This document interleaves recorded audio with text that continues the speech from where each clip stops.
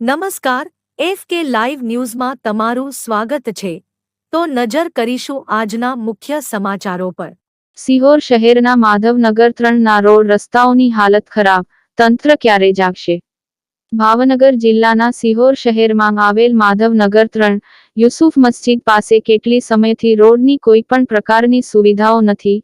લોકોને ખૂબ જ મુશ્કેલીઓ પડતી હોય છે. તંત્ર દ્વારા કોઈ પણ પ્રકારનું ધ્યાન આપવામાં આવતું નથી.